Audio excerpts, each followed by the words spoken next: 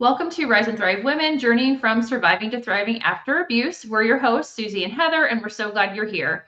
If you've experienced the heartbreak of toxic relationships, you know that feeling of being lost, broken, and unsure of where to turn next. And this show is for you. We're here to inspire, educate, and empower women like you, no matter where you are on your healing journey. Together, we will challenge the misconceptions surrounding domestic abuse, explore practical solutions, and listen to incredible survivor stories that remind us all that there is a brighter, better future waiting for you. It's time to rise, thrive, and choose yourself. Let's begin this healing journey together. Yay, here we are. And we're excited to be hosting Stacey on our show again today. This is our third time with having the honor of you on our show, Stacey. So we still do want to give an introduction, though, in case this is the first time people are tuning in. So again, Stacey Uhrig. She is a certified trauma care practitioner and rapid transformational therapy practitioner. She is also the host of her podcast, Flip Your Mindset.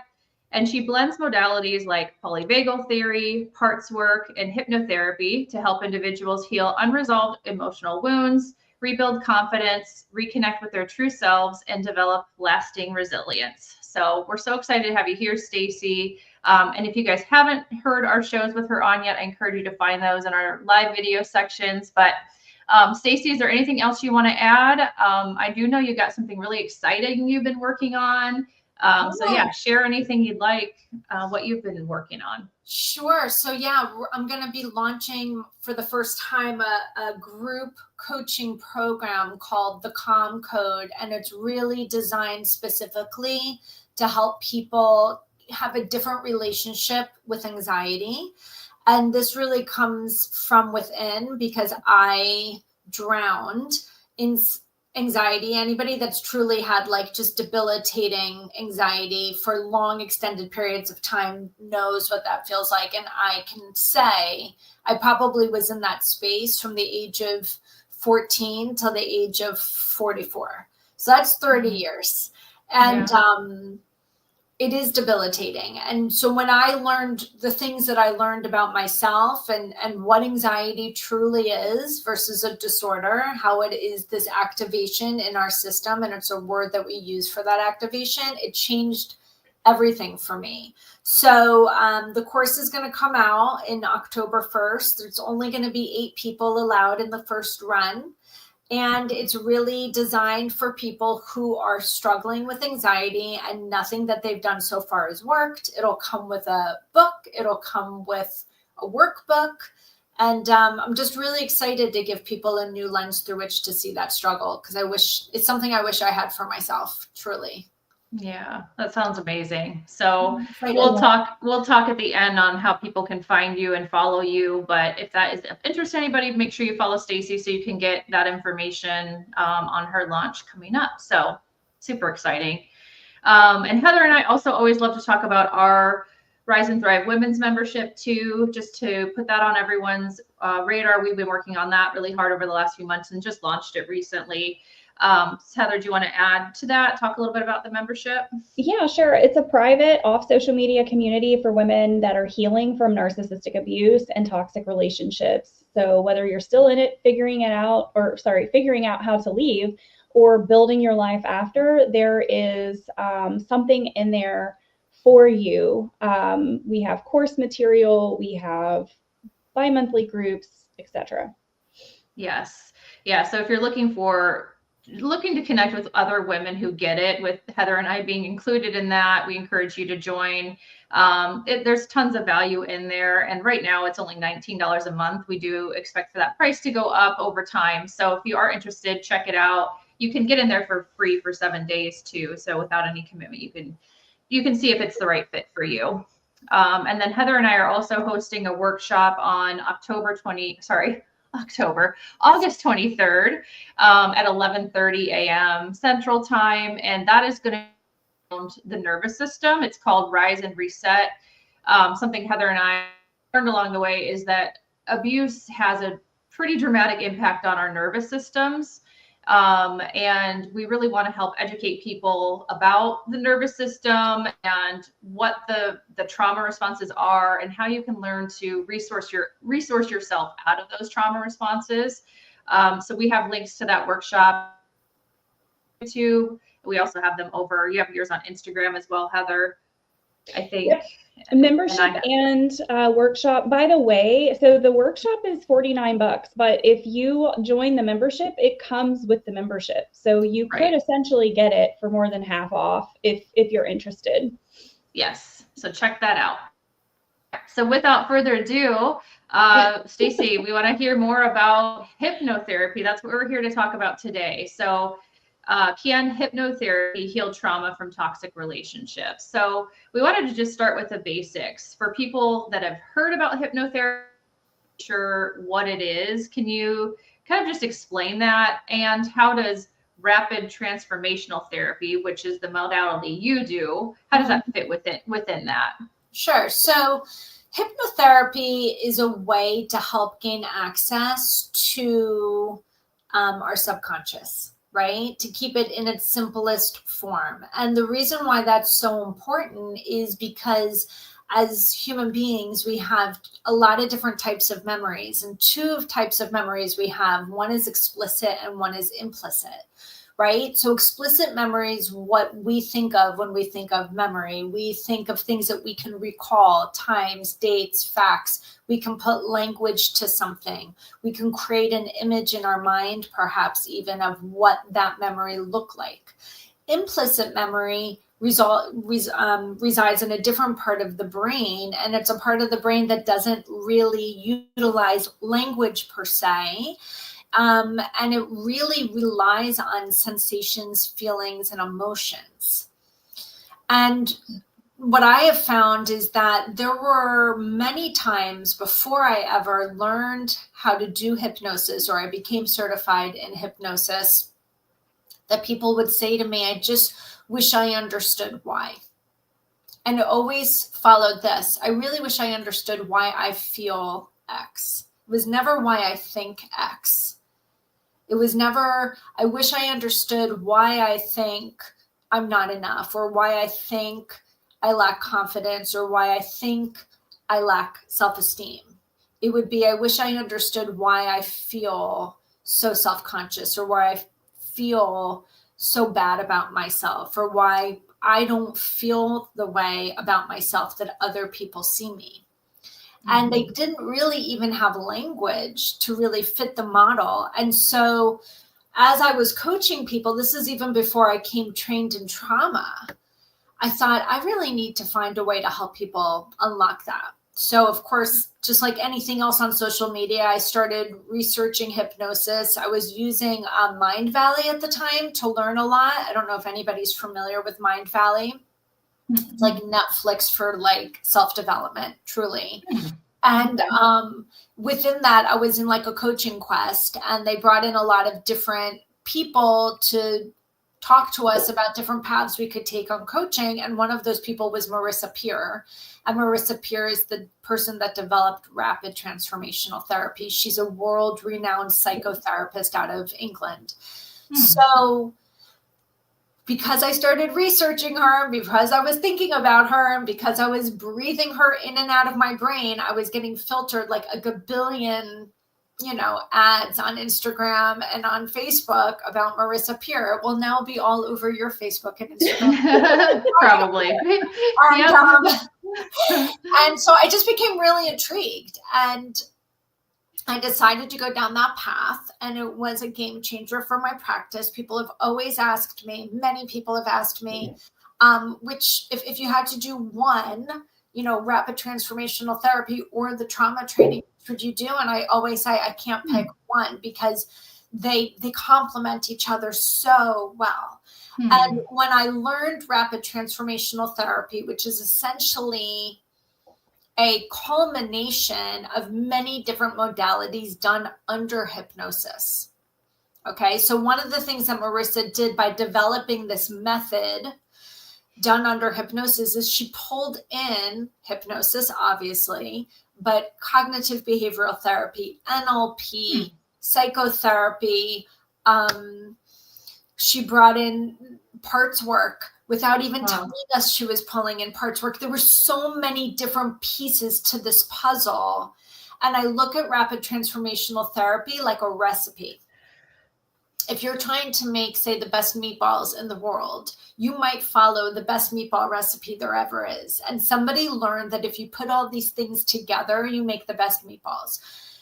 Marissa learned that if I take all these modalities and I put them together in this order, in this way, with this language, under hypnosis, I get really good results. So she basically trains you in this quote unquote recipe. This is my analogy.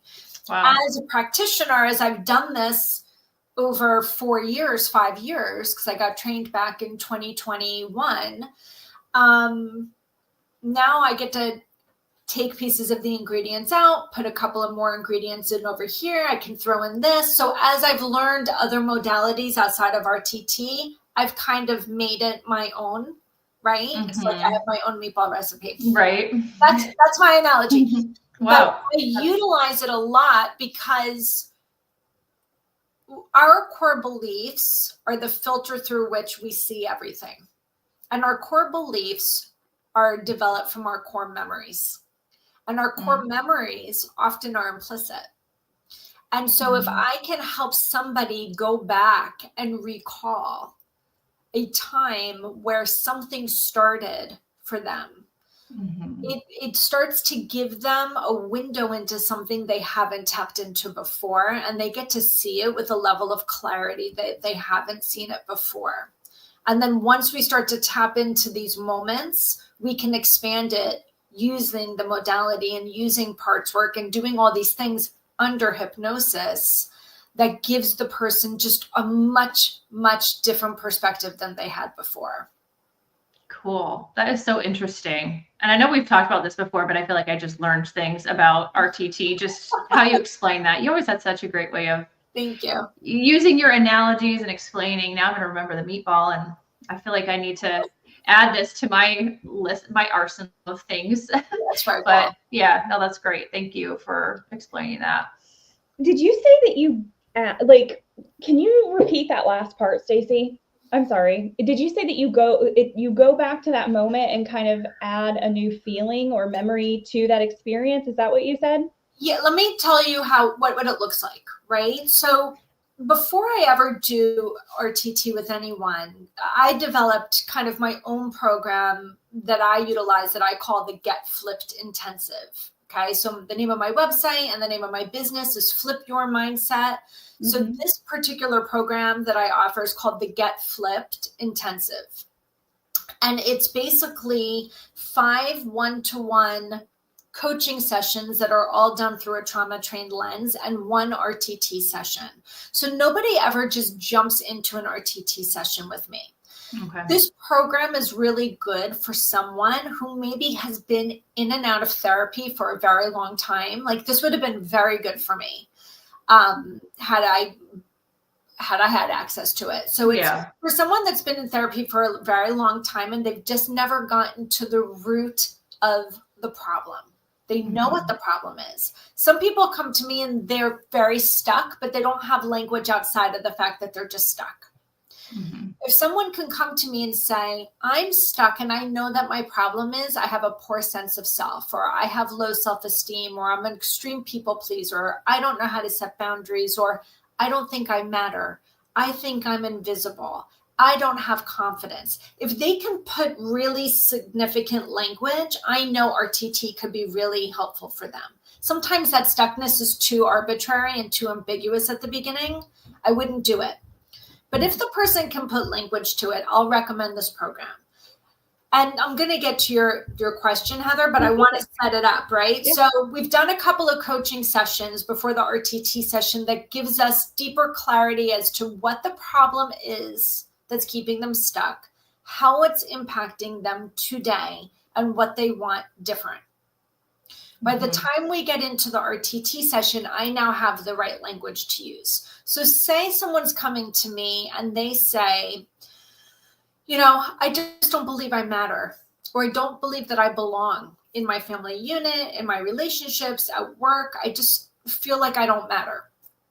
I'll use language that sounds like this. We want to go back to the root, the reason, the cause for why you believe you don't matter. We want to go back to a time, a place, a scene, all having to do with the fact that you don't believe that you matter. Mm-hmm. And as I've induced the person into hypnosis, which is just getting your brain into a theta brainwave state. Our kids are in a theta brainwave state basically until they're like 5, 6, 7 years old, right? We're just very suggestible beings at that point. You're getting somebody into hypnosis. They're just drowsy, but they're awake, they're conscious. They're not going to necessarily want their eyes open. It's not like they're out cold. We've just gotten them into a state where their conscious mind feels safe enough to just go sit in the back seat. And we've got the subconscious driving the car, right? When I can get your subconscious to drive the car, now we can access memories that we wouldn't have had otherwise, that maybe our conscious mind might protect us from. So if I say to somebody, we want to go back to the root, the reason, the cause for why you believe you don't matter, and I count them backwards to a time, a place, a scene, and I say, tell me where you are, I just have them bring whatever memory comes forward for them. And that memory might look like, I'm 18 months old. I've heard this many times, so I'll use it as an example. I'm 18 months old and I'm in the high chair. Now, these are people that have told me, even though they've hired me to do RTT, they've told me, you're probably not going to be able to do this with me. And I don't have memories, and I don't have any memories from my childhood. So you're probably not going to be able to, it might not be successful. And I'm like, well, let's just give it a go. Yeah.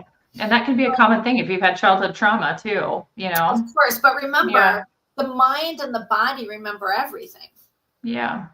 They remember everything. So you might not have explicit memory of it, but it exists in your body. So if you've worked with me long enough, you're attuned to me long enough, you feel comfortable with me long enough, safe enough with me, that your subconscious is willing to take the driver's seat. Okay. So we want to go back to a root, a reason, a cause for believing we don't matter. And they tell me they're 18 months and they're in their high chair. And I say, tell me what you're seeing, feeling, hearing, and experiencing as an 18-month-old in that high chair. And they might say, my parents are arguing. And I'll say, and how does that leave you feeling? Ignored, unimportant. I'm crying. No one's turning around, so I don't matter. Now, we know as parents, we're probably just tired and we're having a conversation, and the impact that it is on the child is not the intention from the parent. They're not thinking this, but the reality is that's the lens through which the child is perceiving it in that moment at 18 months old. When they can say to me, I'm 18 months old and I'm in the high chair and they're not turning around. And I'll say, and that left you feeling how? That I don't matter. And in that moment, what did you decide to do? Be quiet. Stay small. Not make a peep, not make a problem. If I do that, then maybe they'll see me. Then maybe. And so we start to talk about what defensive mechanisms, what parts did you start to develop, or what parts started to develop on your behalf in that moment when you felt this overwhelming sensation in your body that I don't have. We don't have language at 18 months old to the fact that we don't matter, but we feel it viscerally inside our body. Right? So then what I do, Heather, when I take people into this space, I tell them to think of this like the Christmas Carol, where Ebenezer Scrooge is watching the past, the present, and the future from the side. Yeah. I said, imagine that you're watching this as an observer yourself from the side. And in a case like that, I might say, I want you yourself, say the person's 40 years old, your 40-year-old self to be either looking at this through the window or you're looking at this through a doorway. And I want your younger self to be able to turn around and recognize you and see you. And you both recognize each other as each other.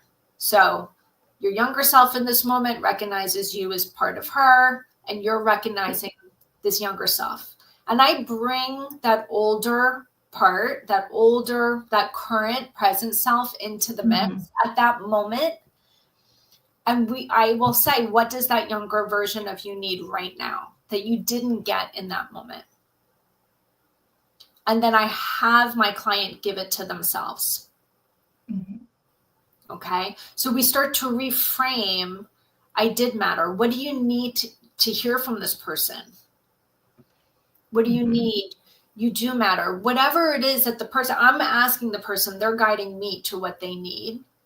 But we go into that moment. We look at the decision they made as an 18-month-old. We look at the core belief that formed the lens through which they were going to live life through.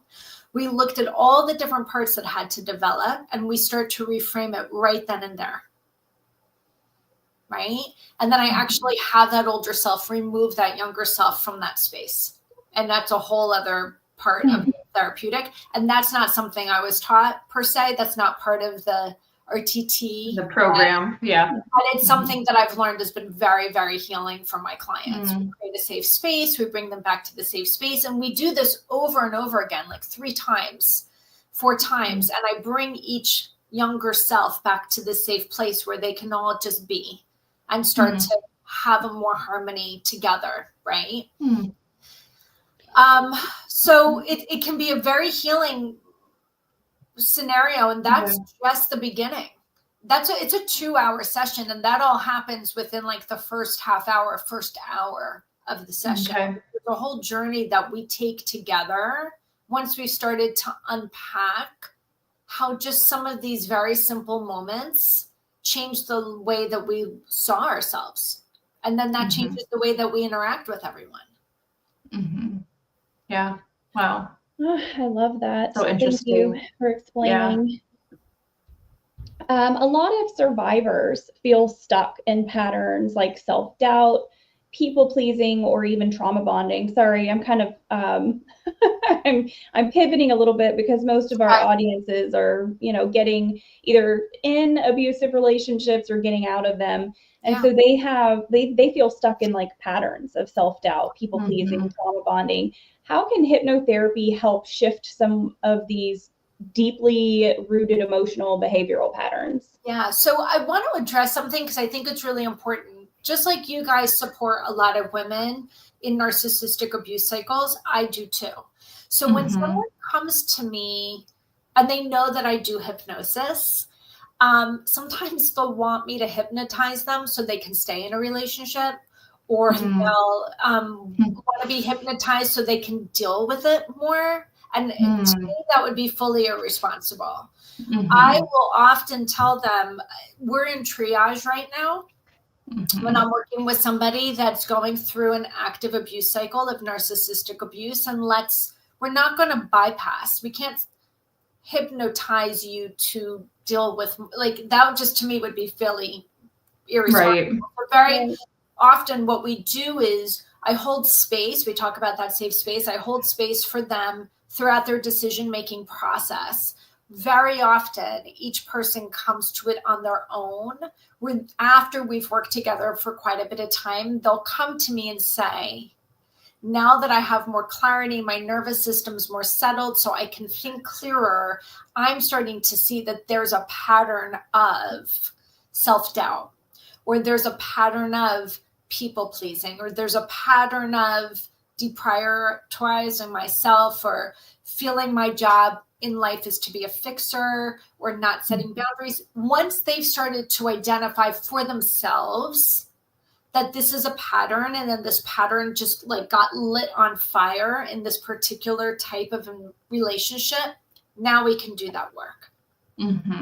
Right? Because I never want, that's a very, very different space to be in when we're in that narcissistic abuse cycle. When I feel that their nervous system is settled enough and they're in a safe enough space, then we can start to move into this. So to answer your question, how do we use it for that? It's really no different than I described before. If we want to go back, I'll give you a perfect example of a scenario of self-doubt. Okay, so I had a client that came to me with a lot of self-doubt. This is many, many years ago, at the very beginning of me practicing RTT. I wasn't even charging for sessions yet for it because I was just getting as many RTT sessions under my belt. Yeah. And in that particular case, she had very emotionally immature parents. So she had a father who had been in the war that was kind of shut down when he came back. And she had a mother that just was emotionally immature. And so from a very young age, she was what we'll say in clinical terms, parentified, meaning she took over the role and the responsibility of being more of the emotional parent and even the physical parent in a lot of ways in her household. So she didn't necessarily have, in this case, a mom who like prepped her lunch or like helped her get dressed in the morning or made sure she was taking care of her hygiene. Like, even though mom was present and there, mom was not involved in that way. Okay. And so in this one particular scene, we were going back to the root, the reason, the cause for all this self-doubt. And really, in her case, it was need for validation from other people. Mm. Right? Mm-hmm. Ultimately, is self-doubt. Mm-hmm. It brought us back to a scene where she got herself dressed for school pictures one morning. And nobody was helping her lay out clothes. Think about how parents are today with school pictures. Nobody's helping her lay out clothes or going out and buying anything. I mean, this is just all on her. And she comes downstairs, and just as she's walking out the door, she's done her own hair. She's got herself ready. She's like in elementary school. Her mom goes, "You're wearing that? No. That's what you picked? Why do you think that looks okay?" So now here she was with a sense of confidence coming down the stairs. Yeah. And now she's being questioned. You made a mistake, or that's not the way I would do it. And we visited a number of scenes that had that same undertone, where people were questioning her, and it was making her underconfident, but she had nobody to help her build that confidence. Does that make sense? Right. Yeah, absolutely. And so what we got to do, trying not to cry right now. I know, same. I'm like, that's really. So we're able to break back, and in that particular case, she gets into the mix. And so if she's coming down the stairs and mom's over here saying this to her, but her older self is here, maybe waiting for her outside the door, maybe she can kneel down and say, "You look amazing. I love the 2 different colored socks you have on. Look at you being so creative and courageous. You're wearing 1 yellow sock and 1 purple sock. I love that for you."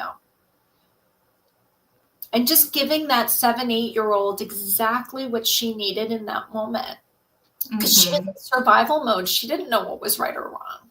But if you think about it, these little tiny moments, these micro moments, there's no abuse, there's no violence, there's no screaming, but there's also no attention being paid. Right?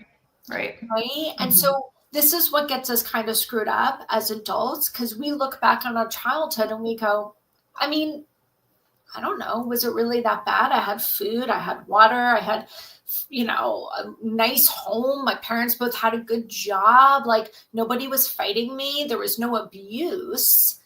But yet there was this underconfidence that was cracking, right? This level of confidence was cracking along the way. And that was changing the filter through which she saw herself. And then that was ultimately influencing how she then interacted with others in the world around her, that by the time she was in her 40s, she didn't feel comfortable doing anything unless she got a yes from 5 people. So we're able to reframe it. And when we reframe it at the subconscious level, it's like, I always use the analogy. You said you like my analogies. Is imagine if you're going into your basement, and your basement's supposed to have like a strong foundation to build your house. And the wall inside your house keeps cracking. And so you keep spackling over the wall and painting it and sanding it, but yet it doesn't stick. It continues to crack. So maybe you spackle and paste it again, cracking again. Now maybe you don't know what else to do, so you just put like a big picture over it, but the cracks is just coming from everywhere. And you realize when you go into the basement, it's not because of the wall, it's because of the foundation. Something's going on in the foundation where there's a crack in the foundation. And so to me, going into the subconscious is like going into the foundation, identifying where the cracks are, and then pouring like a kintsugi bowl, like liquid gold into these cracks, which is just like your self-compassion and your self-awareness and your self-love, to now create a stronger foundation that you can now build upon, even at 40, 50, 60, 70 years old. You can always change your core belief. You just have to be able to go back and look at what was the interpretation I made of that experience in that moment. You can always change the interpretation. You just can't change what happened. Mm-hmm. That's the value of hypnosis, and specifically the one I use, which is Rapid Transformational Therapy. Mm-hmm. It sounds so powerful. It really is so powerful.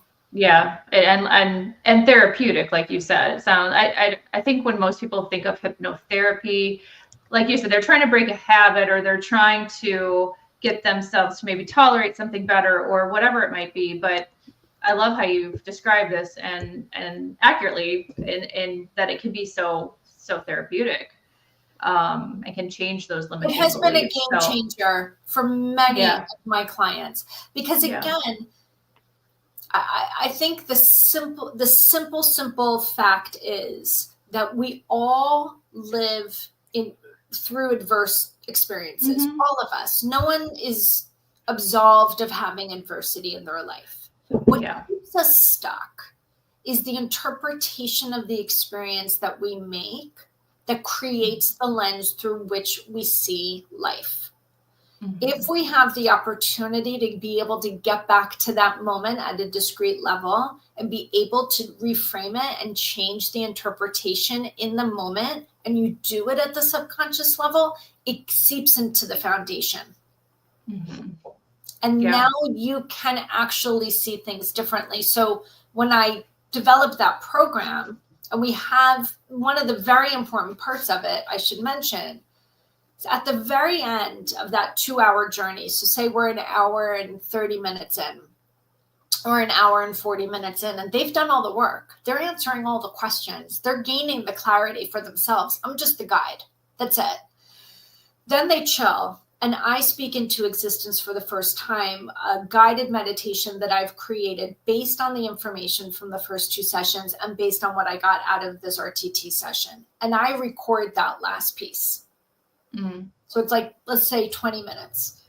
When the session's over, I re-listen to the recording. I mix it with some frequency music that helps open up that theta brainwave state.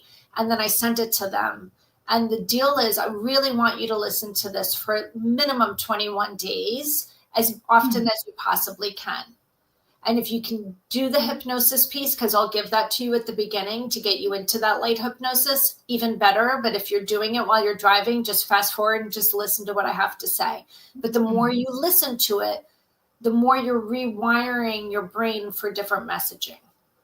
Okay. And then we're continuing to coach another 2 or 3 sessions through that period of time. And what we're looking for, Heather, are micro shifts. So in the past, X was a trigger. And when I got triggered, these are all the things that would happen in and around my body.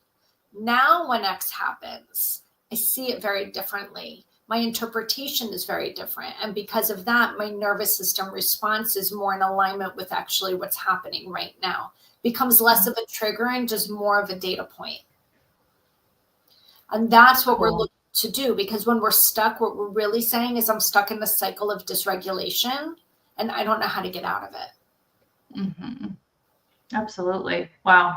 It sounds so relevant for our audience. So I think it's really helpful to hear you talk about it.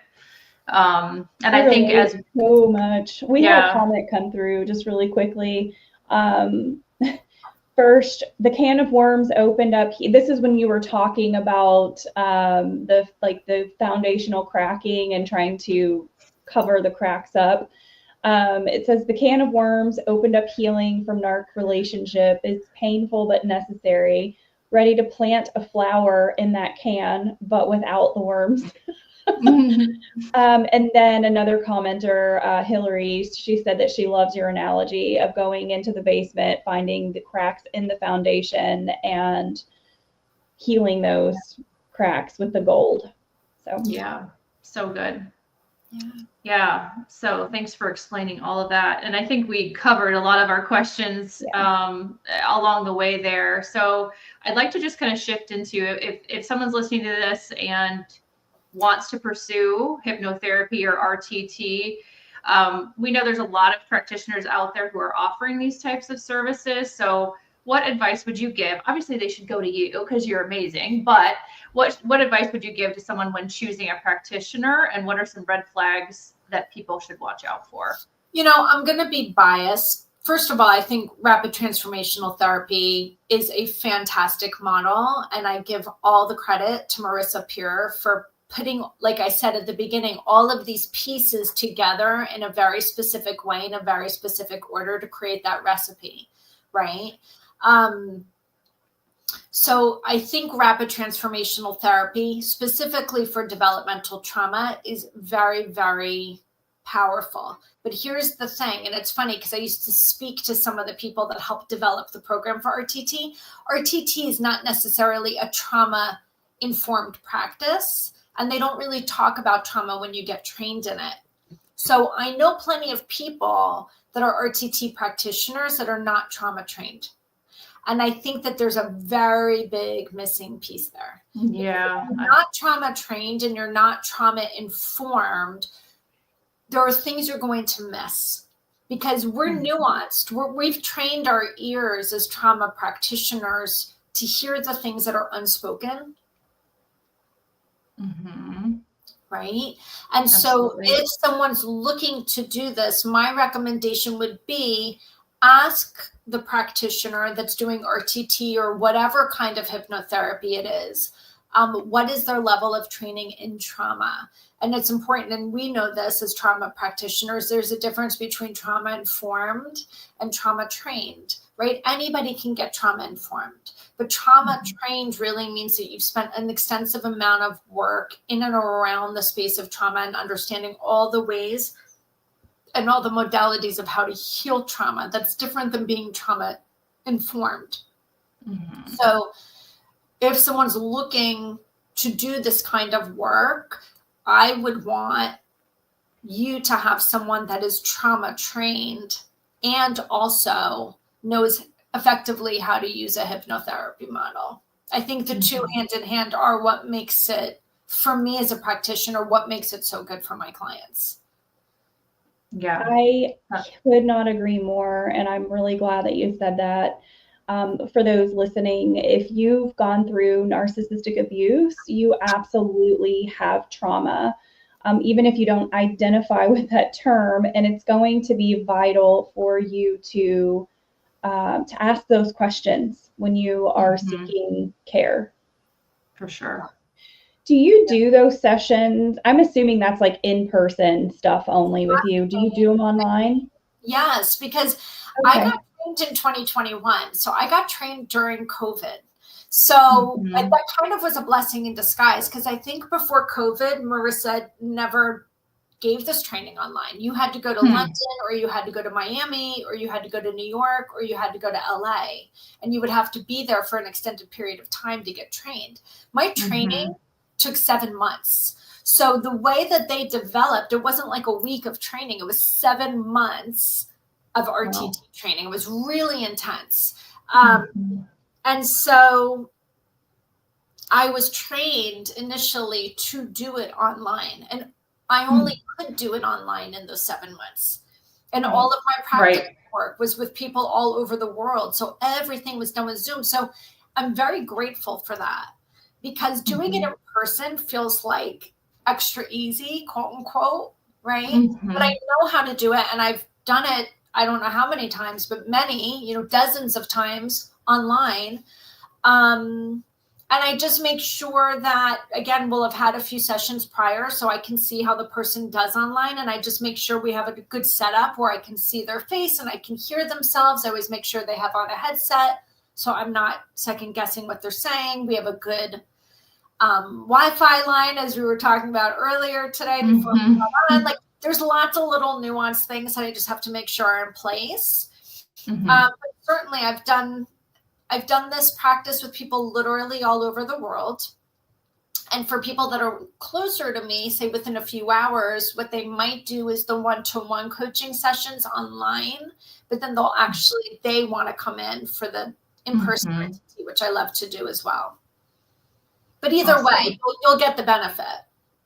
Well, that's helpful. I know that Susie included a link to your website. So if anybody is interested in seeking out Stacey for that, I'm glad that I asked because I assumed that you did in person. So if you're interested in her services, that link is in the show notes on YouTube on both of our channels. And that's helpful for me to know because I can refer people to you. So. Right.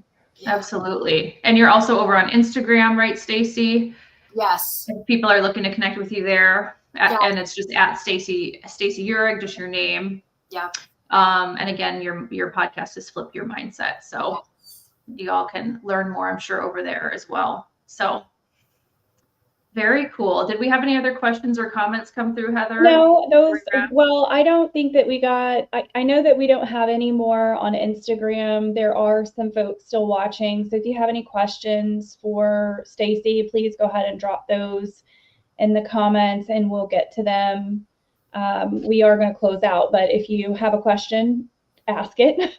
We'll get to it quickly. Do we have anything on YouTube? I didn't see anything come through on YouTube, no. Okay. And was there anything, Stacey, that we didn't cover that you would want to mention about this? I guess the only thing I would really mention is there are a lot of people that, are stuck. I think we've all been stuck in different pieces of our lives. And it is really hard to understand when we haven't had things that have been like so overtly up in our face, abusive or violent or aggressive. And I think that that's the thing that keeps people the most stuck.